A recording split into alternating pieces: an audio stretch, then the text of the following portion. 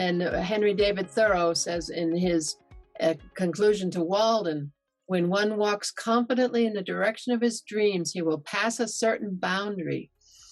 He will experience a success unexpected in common hours. The laws that apply to him will be expanded, or new laws will be made in his favor, and he will live with the license of a higher order of beings. This is a key quote for understanding it's a different ballgame. There's new laws. Welcome to In Search of the New Compassionate Male. My name is Clay Boykin. I support this podcast through my coaching practice. I help people visualize and harmonize, find direction and meaning, or simply get unstuck. Contact me at clayboykin.com for a free consultation. Now here's the latest episode of In Search of the New Compassionate Male. Hello world, it's me, Dennis, and we are in search of the new compassionate male. I'm the co-host of this particular podcast, and I'm here with the founder of In Search of the New Compassionate Male, Clay Boykin. Hi, Clay. Hi, Dennis. This is a very special day. Today we have Connie Baxter Marlowe and Andrew Cameron Bailey with us. And oh, right. Yes, they have a wonderful background. We're going to talk, overarching conversation is going to be on the trust frequency. And I've always wondered, is it possible to change our mind? You know, is it possible to think differently? And I think we're going to speak about some of that today. So welcome, Connie, and welcome, Andrew. Oh, so glad to have you all here. You know, one of the things when I began my study of quantum physics, and from an amateur level, but I began to be curious about quantum consciousness, about what that might be like, because what I pay attention to grows, and how that works, and how that might relate. And then when I heard one of your YouTubes and I heard you talking about that, I was very excited about how this might work, because we all exhibit a field, a frequency, and then how that works together. So it's exciting for me to be able to hear from you and hear from what your research and your studies and your practicality has been. Well, it's great to be here. We're thrilled to be talking about the trust frequency and our book, The Trust Frequency, 10 Assumptions for a New Paradigm. Yes. So talk about changing your mind, change your assumptions, and the world changes with you. Yeah, I was going to say that. Oh, darn it. Exactly. So you guys are so much speaking our language in so many ways that I'm expecting you to say things that are, and you do, but they're subtly different, such as when Connie and I got together in 2003, one of the first things we did was we went to Africa and got together with the Bushmen of the Kalahari, those amazing little people from the film The Gods Must Be Crazy. Oh, gosh. And made this movie, and the title of the movie is In Search of the Future. What do the wise ones know? What do the wise ones know? But in search of something. So you're in search of the compassionate male, in search of the future. It has been said that humanity is about to undergo a major transformation, a major paradigm shift, or a quantum leap in consciousness. And looking around and reading the news, I think that's a very good idea. And so our technique for seeking the future was to go to the world's oldest people and sit down with the oldest members of those communities and ask them these questions. We didn't even have language in common. And it's a beautiful film, In Search of the Future. Yeah, and we'd come in contact with so many visionary elders prior to that we went to our friends, because I saw through the visionary elders who came into my life when I was seeking the missing pieces of the paradigm, because I felt that our paradigm was out of balance, that it had holes in it. It couldn't explain paranormal. It couldn't explain things. I'm like, I'm not basing my life on a paradigm that can't explain things. So I went in seeking the missing pieces. And what happened was I went to Europe looking for them, and all I saw was the same kind of thinking. And then visionary elders started coming into my life, Native American elders. And I saw through them an expanded paradigm, a conscious, loving universe. So this film came out of that. And Andrew had spent an extensive time with elders and various Native people, and especially the Bushmen. I think you have to. If you're going to go in search of human consciousness, you need to do the best you can to find the wise ones, as we call them, capital W, capital O. Yes. The wise ones. Who are the wise ones? Where do you find them? And what do they say? You know, and listen, and listen, and listen, and put it to practice in your personal life. Heading out with the in search of is such a powerful way to go about it. For us, it's been, and for me, when that came up was, you know, I'm not the expert. I'm not going to go out there and tell everybody who the compassionate male is. I'm in search of. Right. And it's so much the same for you. It's a seeking, and it's inviting for people to come in and to join you in that search. So that's wonderful. And it's a searching without and within. Yes. It has to be both. It has to be bidirectional, omnidirectional, or I'm missing things. And that's what I love about, because that's what I love about your practice.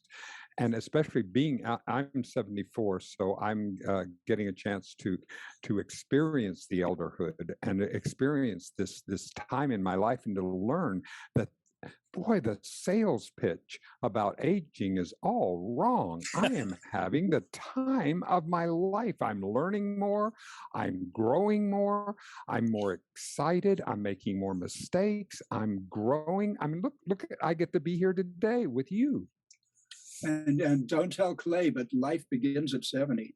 He's gonna get there. He's hanging in there. He just come on and listen to your elders here, Clay.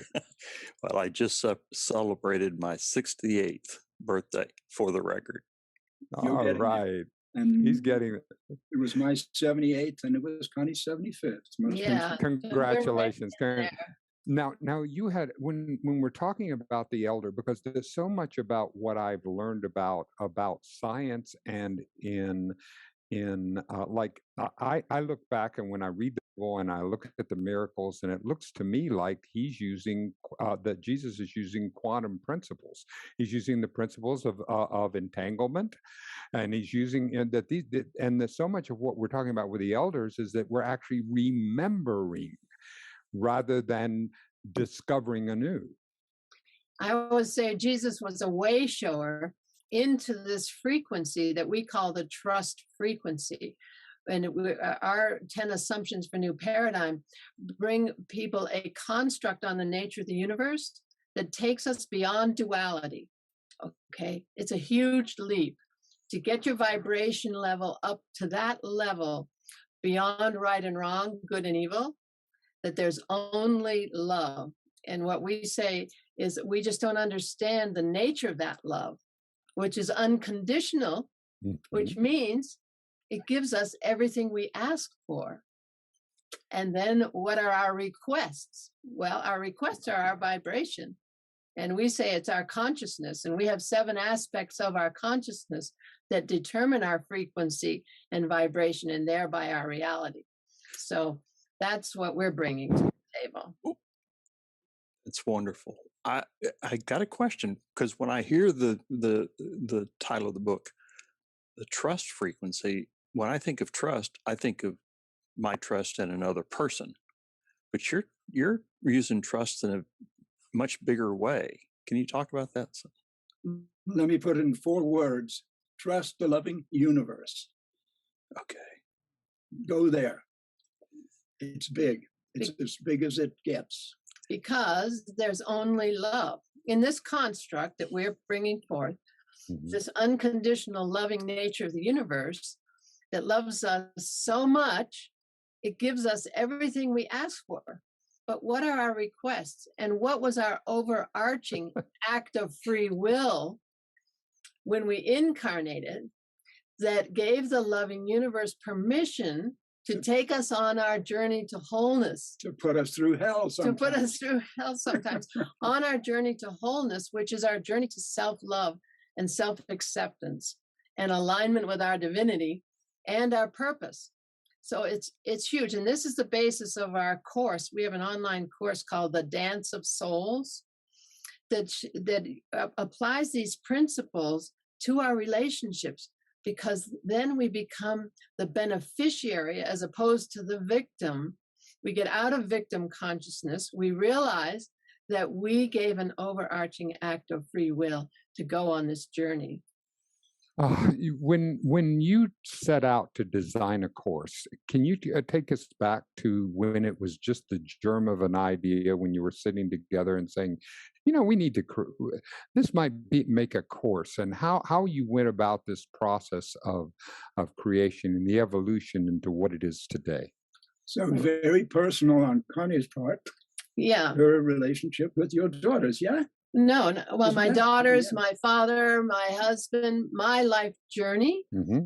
I saw that because of the trust frequency, I live in that place. So that this construct is my reality. Absolutely. Okay. Yes. No doubt. I have no doubt. Okay. So, doubt's the Achilles heel to getting to this frequency. So I saw through 3 generations of behaviors that there was a pattern in my life, not me blaming them, but I had work to do. And that's what this course is about. It's about going inside and seeing the work we have to do to come to self-love, to accept those parts of ourselves we don't love yet. So this course just came about like, okay, we don't want to do a whole big trust frequency course. So let's do this little course. This applied trust frequency to actually put it into effect. I observed this evolve in its present form through you, darling, with observing your daughters and that often tough relationship that they had. And then you wrote something about to each of them to say, look what's going on here. See this? It's your souls. It's the dance of souls. That's the way I remember it. Yeah, absolutely. I forgot that part. There you go. You see? And Andrew and I have been in our dance of souls, big time.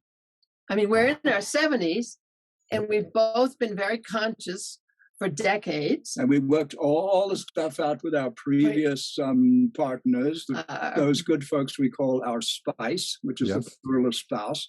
Nice. And we thought we had. And here we are, baggage free on this perfect relationship. Yeah. No. Yeah, I love that, because I wouldn't say that. Well, what I love about relationship is relationships teach me so much about me. Exactly. It is the purpose, perhaps. Absolutely.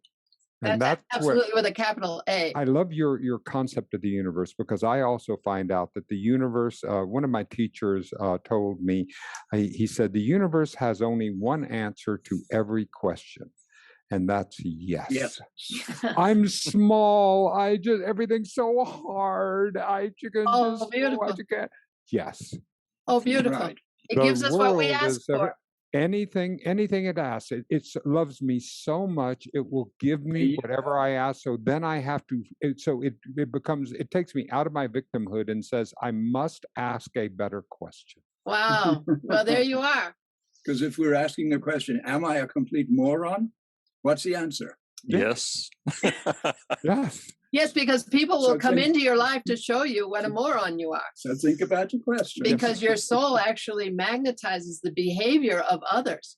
Yes. Actually creates the other behavior in the others, so that we can see those moron parts that we feel are morons. Yes. We'll actually even flip something they say to take it in as them calling us a moron. It is. It is amazing, because go ahead, Clay. Okay, so I want to try something here. So you're talking about the universe saying yes, and in our present life, in our relationships. And you said something earlier that triggered in me generational healing, and I think that's what you were referring to. And so, like right now, there's 4 of us. All the generations behind us are sitting with us and are speaking through us. And so that generational healing is one part of it. And then being able to show up with a knowing that the truth is that the universe loves us. And that's how we show up with one another. There's two big things we got to do there. Well, not only the universe loves us, but we are magnificent aspects of the divine. And Amen. Nellie by the door, here I am, all of me, not just the parts I think you want to see, because then I'm a good girl and I'm smart and I get along, etc. But all the while, underneath, I'm saying, oh, she's stupid and she's, this is fake and everything. So those parts we have bring the whole of us. That's what our course is for, is to bring people into loving all of themselves, understanding that we came on this journey and getting out of victim, right, into beneficiary and beloved. And would it be true to say that when you talk about victim, my mind went to fear? There you go. So fear is actually the opposite of trust. Yes. And they can't really live in the same room. So if you're in trust, the fear goes away. And if you're in fear, the trust goes away. Oops, you might as well make the choice of, in the direction of trust. Right.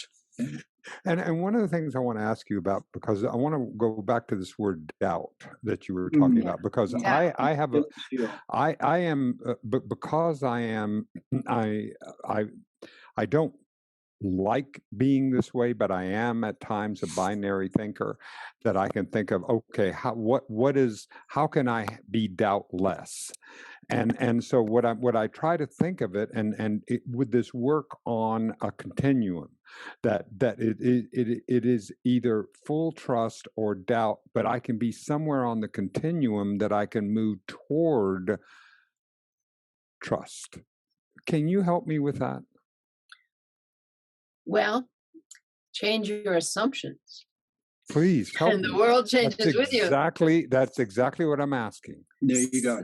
So our construct, and we're just saying this is a construct on the nature of the universe. We're not saying it's absolutely true. Mm-hmm. We're saying take it as absolutely true. And see what happens. And then your mind can align with your heart and you can act from that place, because one has a construct on the nature of the universe that goes beyond duality. And it's a practice. So you can be along that. Thank you. That's it. So this is when in the recovery movement, when they talk about act as if. This is fake it till you make it. Well, and what I've come to realize is how much of my life I spent disaster planning. Well, what if this doesn't work? And what if this doesn't happen? Anticipating failure, so I'm bringing failure. You're creating it because our minds are unbelievably powerful. And if we put our attention on failure, guess what? Right. We're not going to make it. And Andrew raised his kids. He taught them, don't have a fallback position. Or you're going to fall back. So what is it you want to do? Oh, you want to be a rock star? You want to make your living doing your music? Do that. Amen. And people say no, but get a degree in accounting just in case that doesn't work out. Nope. Right. Well, and to add to that, I found that I wasn't prepared for success because I was planning for failure. You put your focus on failure. Right. And what if? And all of those fear-based cogitations that we indulge in, and the more time and energy we put there, the more powerfully we create precisely that. So it's really about what we believe. It's about our worldview. It's about our fundamental assumptions, those aspects of reality that we have no doubts. So back to the doubt word. An assumption is something that we believe to be true without question. Mm-hmm. So if my fundamental assumption is I'm not good enough because my dad smacked me when I was 3 years old and I had my hand in the cookie jar, And he said, "You little shit." I guess I can say that on Absolutely. right. And I put that deep in my soul. And now I am 60 years old and I'm still behaving from that wound that I received back then, because I have this really deep, hidden, subterranean assumption that I'm not good enough. I'm a little shit. Yep. Connie asked my mom, my beloved, beautiful mom, when my mom was about 90 in South Africa, she said, "What was Andrew like as a little boy?" What did she say? He was a little devil.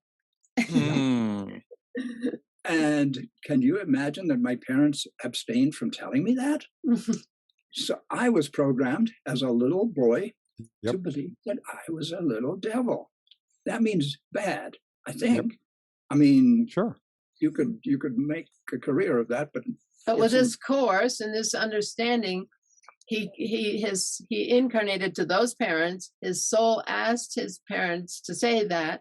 He took on that wound because he came in feeling like a little devil. He wasn't good enough. So he had to, it's a whole lifetime process of free will and a conscious loving universe taking us on this journey to wholeness and self-love and self-acceptance.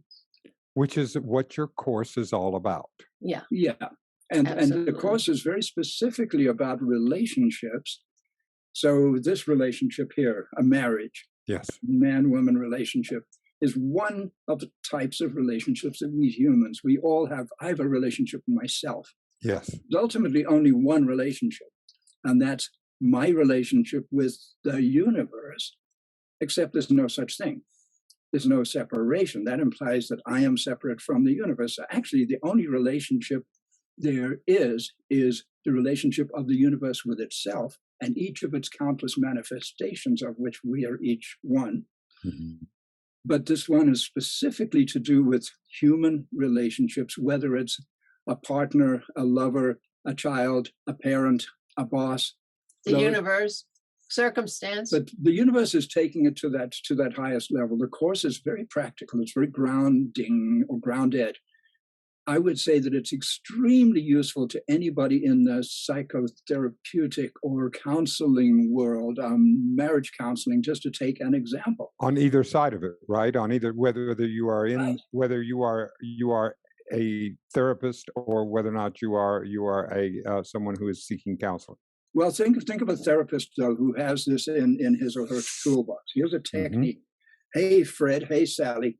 Look at you. You're yelling at each other. You used to be madly in love with each other, and now you're thinking about getting a divorce. What's going on? And what if Sally is holding up a mirror to you, Fred? And Sally, what if Fred's holding up a mirror to you and you were attracted to each other for this very specific work? It's not easy. Sometimes it's not fun. Yeah. But it's the work we came here to do. No shame, no blame. To grow spiritually, to grow emotionally, to develop things like emotional intelligence, and to get real. And real, by the time we're real, we've lost the judgment about what's bad, what's good, it's like the Rumi quote. We're in that field beyond right doing and wrong doing, to the point where everything that happens in my life, Clay, you walk in my front door and you start cursing me out, and my immediate thought is, I'm going to start cursing right back at you. What if I could actually be wise enough to say, wow, thank you, man. And by the way, did you know how handsome you are? I just saw your beauty for the first time, and I saw it.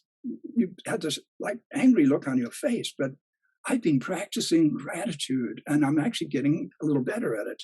And you came in and you really challenged me. And thank you, man. I didn't know I had to go there. So, and that's your ability to show up wholehearted. Wholehearted. Not there easy. You go. Not easy. It's a practice. It's a lifetime of working this one. Because the trigger is our sign there you go. That it's our work to do. So the trigger is huge.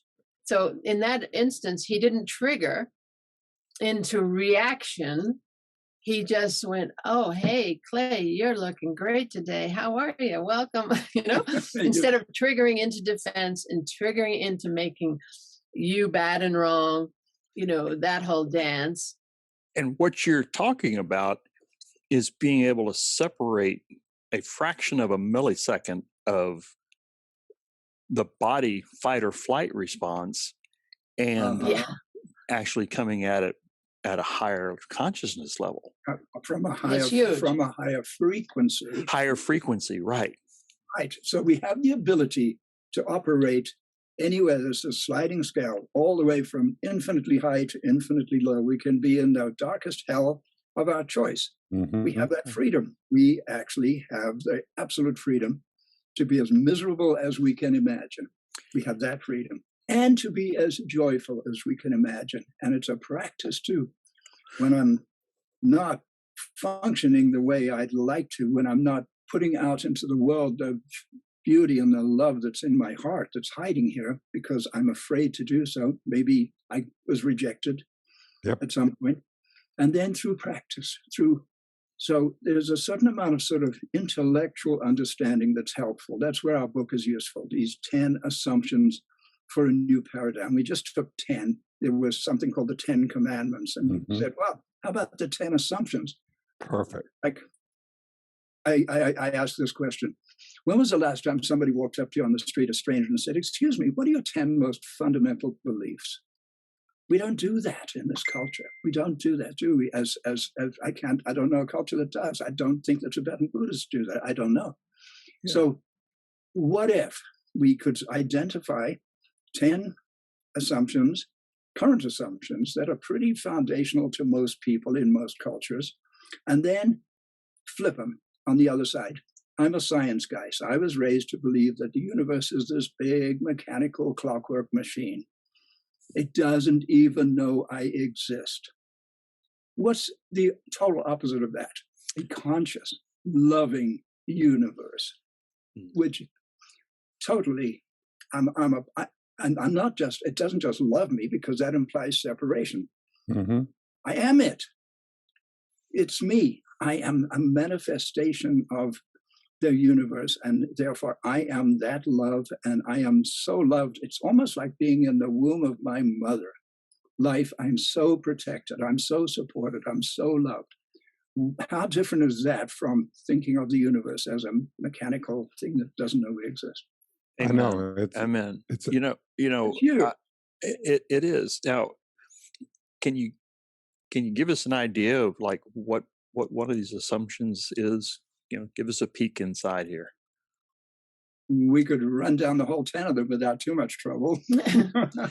Well, we've spoken of there's only love. That's assumption number one.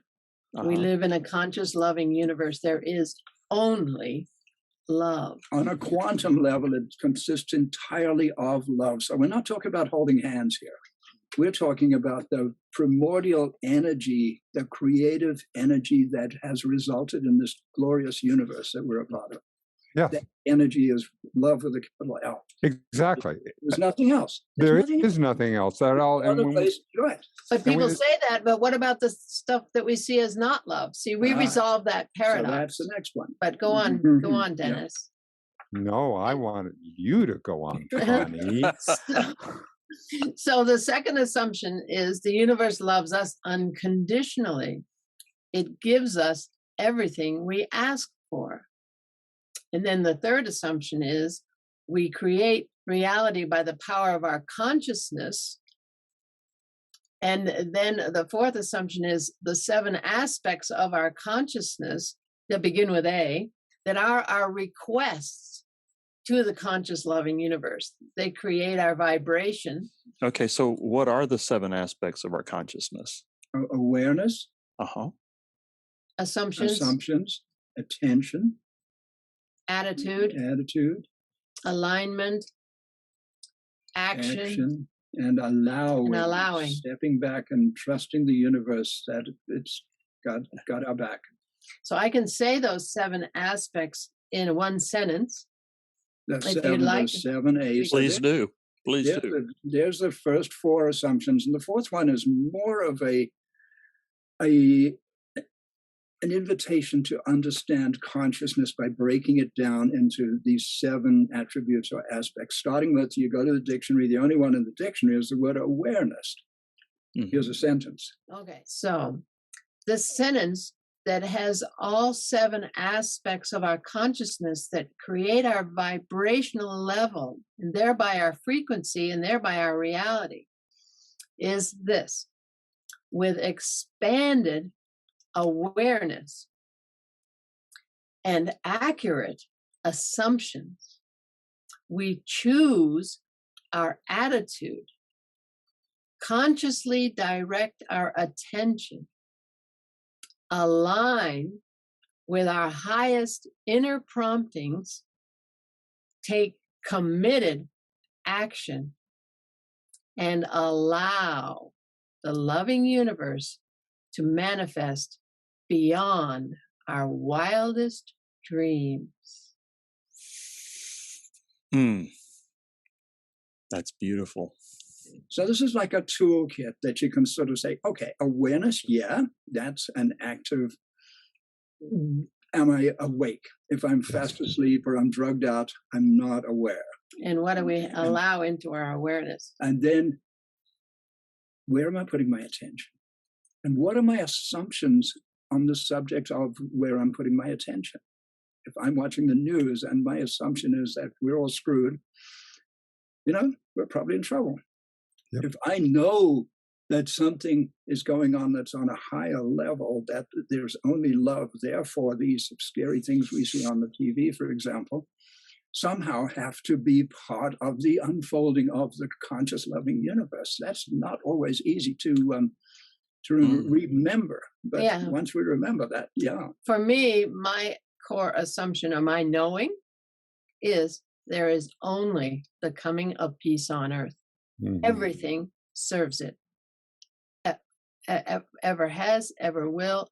That's all there is. So that's my reality. So I ask, how does this serve the coming of peace on earth? The answers you get depend on the questions you ask. So, and those questions are based on your assumptions. Mm-hmm. Okay? So I get radically different answers from people who think we're going to hell in a handbasket and it's all horrible and humanity's digressing, etc. I get totally different answers. Exactly.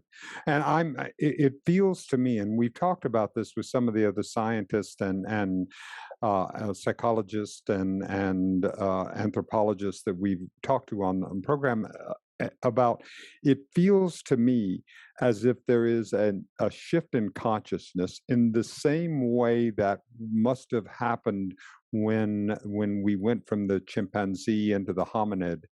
It feels like that we're making a shift, that there is a shift in consciousness that is happening, something that there's an impelling, an evolutionary imperative that is happening right now. It feels like something feels different.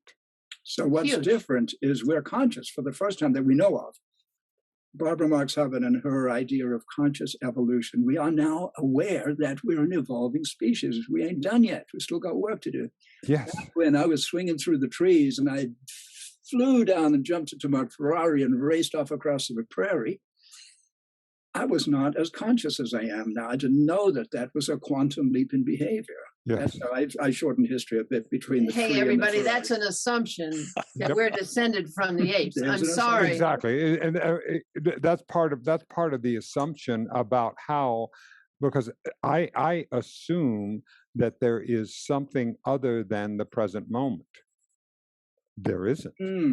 Right. That's an assumption. That's something that's one of the assumptions. That's our assumption number 7. Number 7.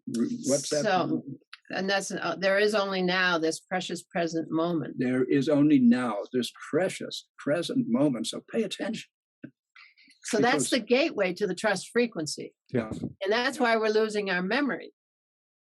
Okay? Yep. Because if we can't remember what we're supposed to do tomorrow and we can't remember what we did yesterday, where are we? Alzheimer's.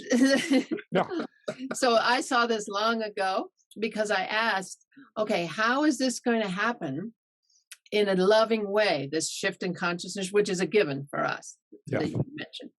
And my daughter was sitting at the kitchen counter, and I had asked this to the universe, right? My daughter's sitting at the kitchen counter. This was 30 years ago. And she said, Mom, what would happen if everyone got amnesia? And I'm like, Allie, that's it. That's how it's going to happen. Yeah. Okay. And then I started watching people having senior moments, etc. You know, and I'm like, yay. And then the Men in Black came, you know, where they just went and zapped memories. And then a little girl came over to play with my other daughter one day. And she said, Connie, do you know what happened? I was right in the middle of a fight with my mother, and I forgot what I was mad about. And that told me that it had nothing to do with age. Okay, this is how I get my information about the nature of the universe. Okay, and when I get it like that, I know it's from the divine. I resonate to it. I put it in my worldview, and that's totally real for me. The present moment, the more that I get to it, I know that when I'm sitting in meditation and I really try to experience the present moment, and just that act of attempting to do it shows me how much I'm away from the present moment during the rest of my other activities. And so it's extraordinary work to do that, to be able to go into the practice of that. But it's helping because we're losing our memory, right? Well, I would think of the memories as a 55-gallon drum. That, you know, it's like it gets filled up to the top, and then everything else just spills over on the side. I've got a question now. Yeah. My perception is that you're going to have the majority of the world thinking this way for change to happen. And how in the world? Called the 100th monkey. Tell me about that. You know about the 100th monkey? Vaguely. Well, when the consciousness reaches a certain level, the whole thing shifts.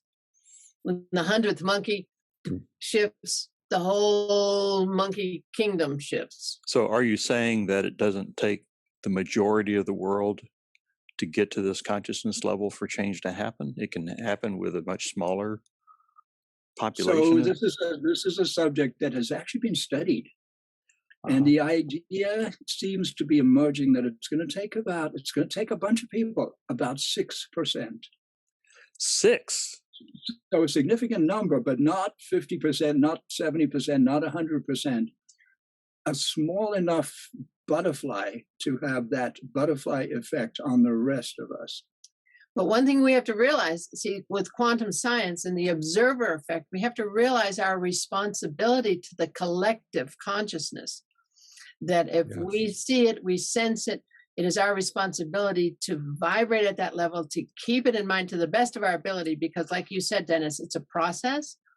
But if we realize it's a responsibility we have, that we affect the collective consciousness. We are the loving universe. Everything we see, we think, we feel, our emotions, Nassim Haramein with unified physics is now proving that. You know, it has to do with the fact that the energy of the universe is in every cell of our body. So we're feeding every cell, every emotion, every vibration feeds all of creation. And we actually say all of creation is awaiting the love in the human heart, awaiting the opening of the human heart. That our work is actually transmuting fear, separation, and scarcity for all of creation. That feels so good, because it feels so hopeful, because it also gives me my work to do, because I get to be totally responsible.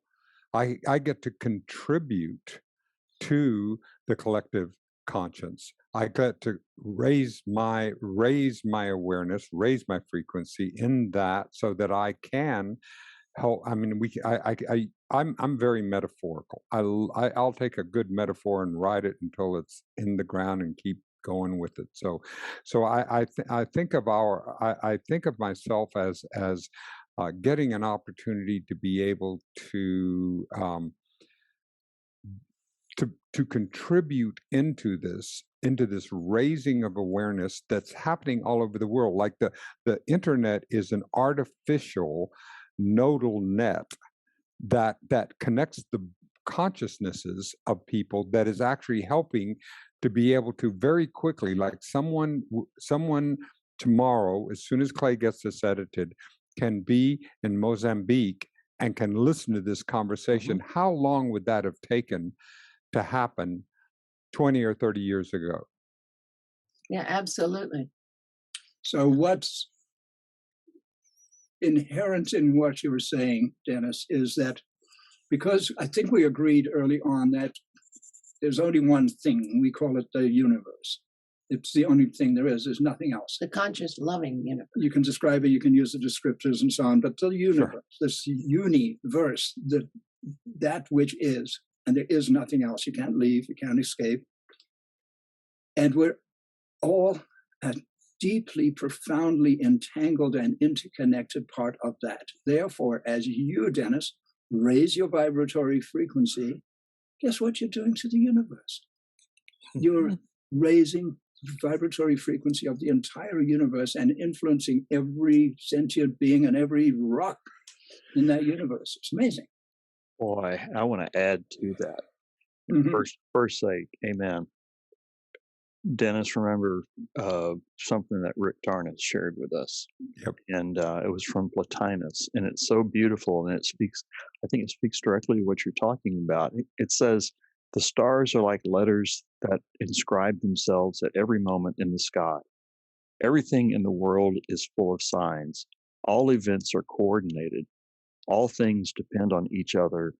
Everything breathes together. So beautiful. There you go. And that actually brings us into our sixth assumption. That's 2,000 years ago. And yeah, there's a sixth assumption. Our sixth assumption. Which was written by Plotinus. He there you go. Did we ever get a check to him? Circumstance guides us on our journey to wholeness. Circumstance loves us more than we do. So a lot of people think they're victims of circumstance. We say, okay, what we're doing here is we're taking the opposite. What's the opposite of a victim? A beneficiary. We are beneficiaries of circumstance. So every time I get smacked upside the head with a 2x4 when I think I'm going from A to B, and something comes out of left field and says, no, you're not, you're going over there.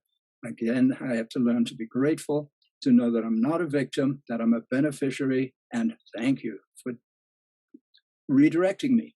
So we didn't look for the opposite of the prevailing paradigm, but it's a good tool for people to say, okay, what do I think? Let me try flipping it to the opposite. We actually started the other way. We started from the other end. We came up with this construct. We came up with the 10 assumptions and then said, well, okay, so what is this what people believe right now? No. So what do they believe? And we made a list of those 10. But circumstance loves us more than we do because we're in this little box of this paradigm that says we're separate, that we're not okay, that doesn't matter, nothing matters. And here we have this loving universe taking us on this journey that we agreed to go on, that we asked it to take us on. And we discover that every circumstance actually happens for us, not to us, and is taking us places we wouldn't have gone otherwise. And I suspect you know that, right? So everything happens for us, not to us. If something's happening to me, there's that victim thought is in there, isn't it? But if it's happening for me, no matter how terrible it may appear on the surface, if everything is happening for me and I can truly trust that, wow, that's so liberating. Yeah. And so there's two more assumptions. Is that correct? Yes, there are. The ninth assumption. The ninth assumption, which is that humanity is on an evolutionary upward spiral. Okay? Because if we assume that, we see that, then the answers, all the answers are different from, oh, we're headed downhill, we've gone the wrong way, all that. So that's a really important one, that we're leading inexorably to peace on earth and heaven on earth. And if that's it, you remember what an assumption is. It's a belief. It's something we believe to be true without question. So you do not question an assumption. So if we're on this upward spiral, at times it's rocky, but on the whole, we're unfolding, we're blossoming, we're growing. as a species? Well, okay, so I want to peel the onion on that a little bit, because I spent most of my life thinking that time's linear, that, we're going in this straight line out there. Mm. But when you talked about we're spiraling, then that gives I'm assuming then that time is cyclical, which is that's a big thing for someone to pick up if they've been on the linear path their whole life. But the Vedic texts talk about it, the precession of the equinox has it, all the ancient traditions have it, that time is cyclical. Exactly. So it moves forward. It's teleological in the sense that it's going somewhere. Think about our sun and our solar system. It's going somewhere. It's traveling through the universe at a very high speed, and everything's revolving around everything else. So the whole thing's a convoluted spiral that's evolving because it's different at different states and different times. Right. Yeah. And we're coming around, but we're coming around at a higher place. It looks like history's repeating itself, but it's coming around at a higher level. That's kind of the how spiral dynamics talks about it. Is that? I think so. Yeah. I don't know enough. Okay. We don't know much about that. It's very important thinking, but it agrees with what you're saying. Interesting. Yeah. Okay. Yeah. Well, okay. So number 10. What's number 10? Number 10 is the trust frequency is available to anyone, anytime, anywhere, and that it is a real place. The trust frequency is real. In other words, this is not a fantasy. This is not just some made up thing. There's a vibratory state of consciousness that's real, and we can go there anytime just by remembering that it's real. And what can get us there? Our vibratory level, our 7 A's, because it's a conscious, loving universe. And I want to underscore that when you're talking about vibrational, you're not talking metaphor. You're talking it's physics. It's physics. It's physics. It's vibration. We touched on that a week or two ago with the research director for HeartMath Institute. Yes. Okay. And what he's saying supports what you're saying. We're having so many people from the various vantage points pointing to this massive change that's happening. It's not something out there that's happening. We're in the midst of all this. And whether it's psychological, physiological, vibrational, everybody's saying it differently, but they're saying the same thing, that we're evolving to a higher level, and that supports what you're saying. A higher frequency. And Mr. Jeremy says that there's more information in higher frequency. So his science is proving what we're bringing through indigenous cosmology and quantum science synthesis. He's bringing through this unified physics. And he said when we tune our antenna to a higher frequency, there's more information. What we say is the laws are expanded, and there's more beauty, balance, joy, and abundance than we can fathom. Because remember Jesus with the loaves and the fishes and the miracles. Okay, the loaves and the fishes, the unlimited abundance that lives there. And John Lennon's Imagine, he's telling us how we get there and what it looks like. No possessions. The native people, you don't own anything. You don't own the land. I don't own this necklace, If somebody likes my necklace, I realize it's their turn and I give it to them in the native way. So it's a whole different reality in this higher frequency, and it's a whole new ballgame. So would it be true? Yes. That I'm so busted. I love your both of your comedy timings and your senses of humor are so delightful. Go, Clay. All right. So would it be true that if we look at these 10 assumptions, that's a way to peel back the layers so that I can begin to know who I really am, why I'm really here, and then move forward with that, alignment. They talk about providence once one's committed, once one's aligned. And I've personally experienced that. And you're right, there's no straight lines to anything. But boy, I tell you, when I align with my true purpose, the whole universe aligned with me. And guidance that's shows up, yeah. And so that's what I'm seeing. Your 10 assumptions are that's helps peel back, helps reframe everything that allows that truth to come through. Beautiful. So I'd like to say something about human beings and assumptions. The vast majority of us, I would say all of us have assumptions. I'm sitting on a chair. I have to assume this chair will support my weight. People say, don't make assumptions. It makes an ass out of you and me, right? Mm-hmm. ASUM. No, we all make assumptions. They're our understanding of the nature of things, the nature of the universe. But our assumptions came to us in our pre-conscious years, before the age of 7, before we got those teeth, before that analytical left brain really kicked in. So I was told at the age of 3 that I'm a little shit, just to take one of those things as an example. And I was also told when I was 5 that those people down there, the ones with the black skins, they're dangerous. Yep. And, oh, by the way, there's not enough. And we're never going to have enough food, and we're never going to have enough money, and we can never afford another house or on and on. All of that stuff comes to us as little children from our parents, from our teachers, from our buddies, from our ministers. Then the culture, and then the school system. Baked in cultural assumptions. And if we could be pygmies sitting in the African jungle, and there would be some equivalent of that. It would have a different outward form. But I think every culture sort of impregnates the next generation with these fundamental beliefs. That is the worldview of that culture. And if whoever stops to think and says, wait a minute, where did I get that from? Do I really believe that?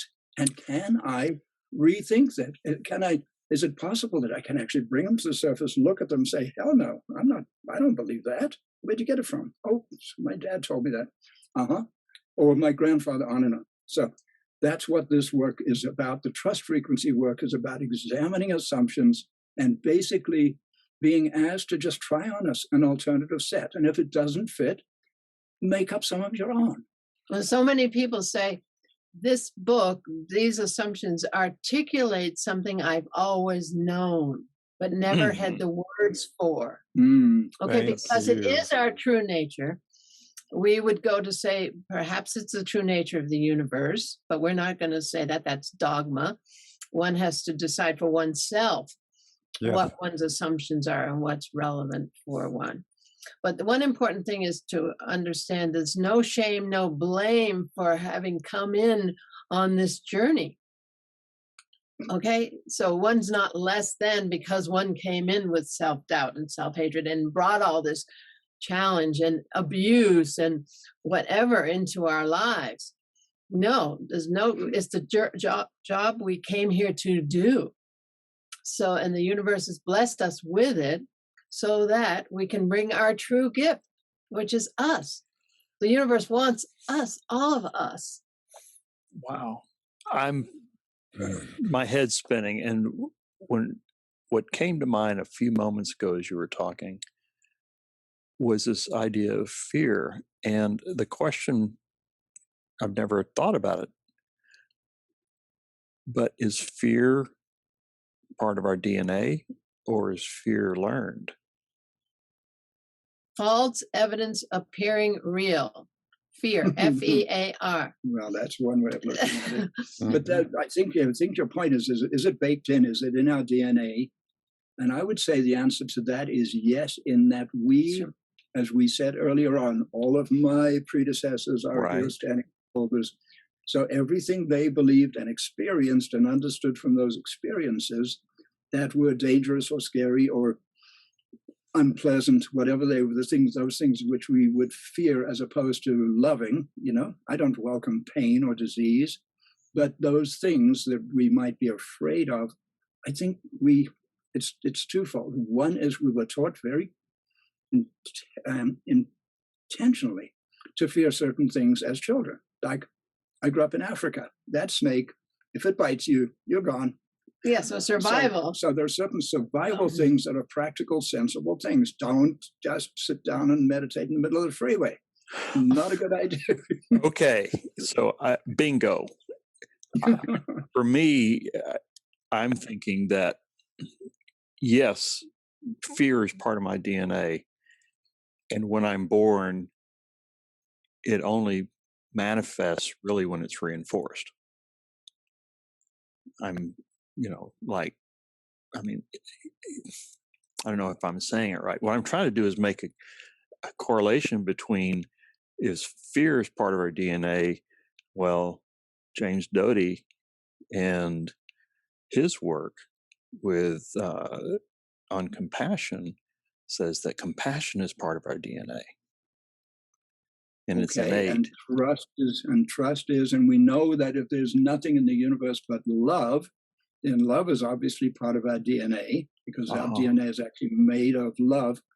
But it's that freedom that we somehow have been given, if we put it that way. That's our fifth assumption. I was given free will. I was given the freedom to believe anything I choose, and actually the job of figuring it out. And I was told stuff by my culture. And as I grow up, a lot of us as teenagers, we rebel, don't we? We go, wait a minute, shut up, Dad. I'm not going to do that. What are you talking about?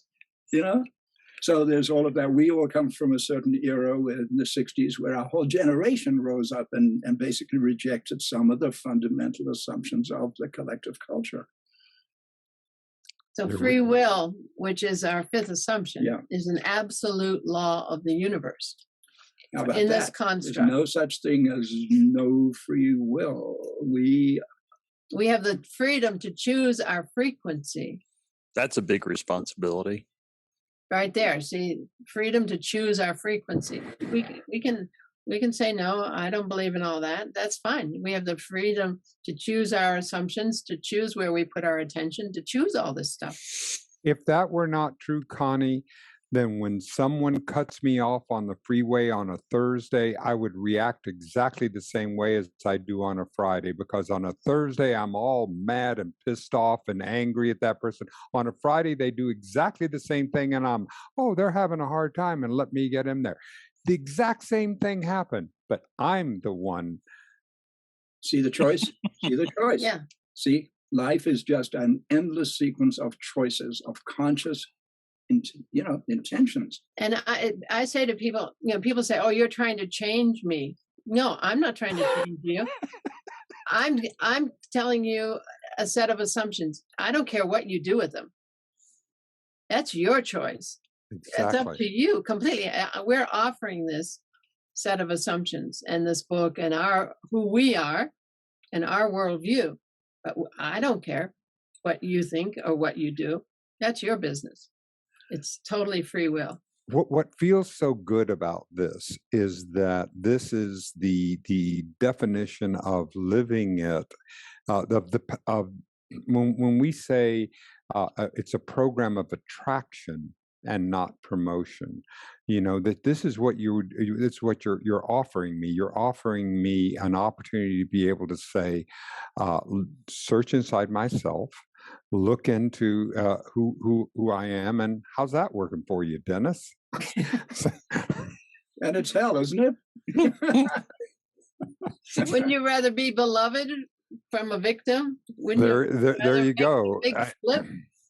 Yeah, I know that. I know that because I look into my own resentments toward myself, and I wonder, well, I must be getting something from that. What am I getting from holding that against myself? I must be finding something, either some need to stay small or something that I'm doing that I'm holding against myself to be able to do that. The men's work that I've done, that I can't see the perfect person that I am, that the universe has given me. And that's where the men who surround me remind me who I am. And I bring that up because we're going to get together again.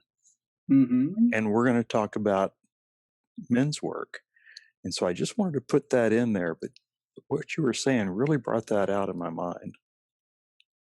I'm so happy that we get a chance to have another conversation with you both on not only on this subject, because I have my sense is that it's going to be iterative, and that we're actually going to be using many of the principles that all of the principles that you're talking about in our next discussion.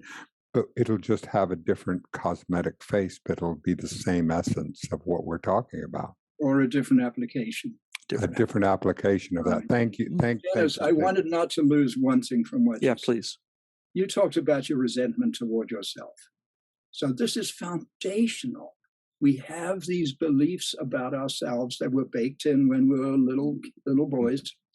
And our self-esteem, our love for ourselves is the hardest thing.